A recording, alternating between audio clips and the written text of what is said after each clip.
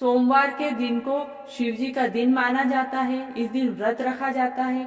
इस दिन शिव पार्वती की पूजा करके कहानी सुनी जाती है। सोमवार की कहानी। शिव जी पार्वती जी से बोले कि मैं दुनिया का खेल देखने जा रहा हूँ। पार्वती जी बोली मैं भी आपके साथ चलूंगी। तब भगवान बोले कि रास्ते में आपको भूख और प्यास लगेगी, आप मत चलिए। पार्वती जी ने हट कर ली तो शिव जी को उन्हें साथ में ले जाना पड़ा।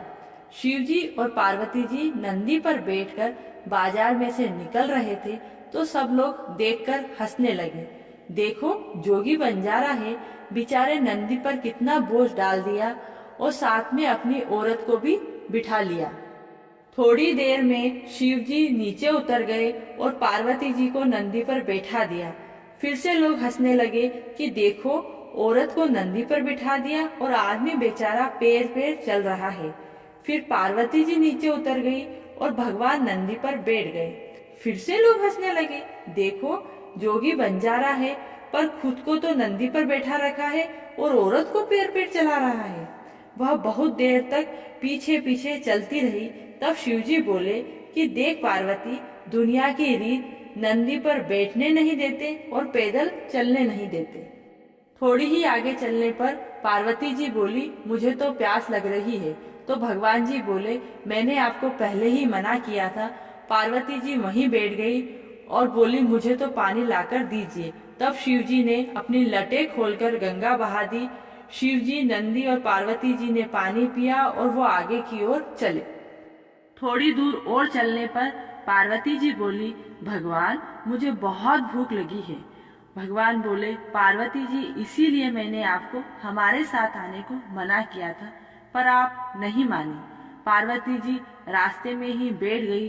तब शिव जी उन्हें लेकर एक शारदा नाम की माई के घर गए और माई से बोले माई मैं अलख राम, हमें बहुत भूख लगी है, भोजन दीजिए।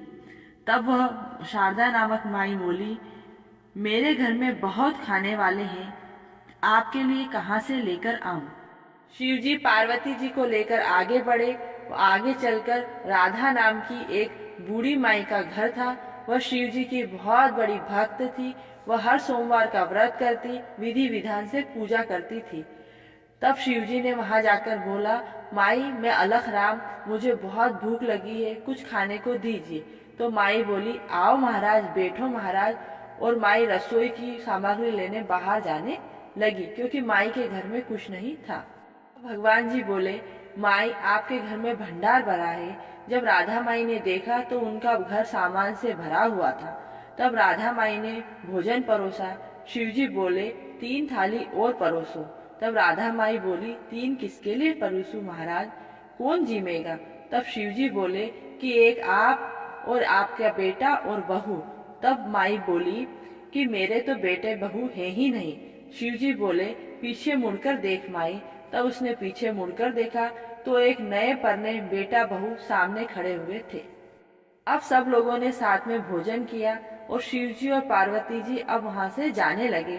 जाते जाते शिव जी उसका घर धन्य धान्य से भर गए। उसने बोला महाराज इतने प्रसाद का मैं क्या करूंगी। महाराज बोले कि आप इसे गांव में बांट दो। तब वह गांव में प्रसाद बांटने गई तो वह पहले वाली माई शारदा माई बोली तेरे पास इतना सब कुछ कहाँ से आया। शारदा माई बोली कि वह मेरे घर भी आए थे, वह कहाँ गए हैं। मेरा धन ले गए और मेरा सारा धन आपको दे दिया। वह पीछे पीछे आवाज लगाकर भगवान जी के भागने लगी। तब पार्वती जी बोली माई आप ऐसे क्यों भाग रही हो। तब वह बोली कि आपने मेरा धन ले लिया और मेरा सारा धन आपने इसको दे दिया। तब भगवान बोले कि मैंने किसी का धन नहीं लिया है, आपने मना किया तो आपका सारा धन चला गया। इन्होंने हाँ कहा तो इनका घर धन्य धान्य से भर गया।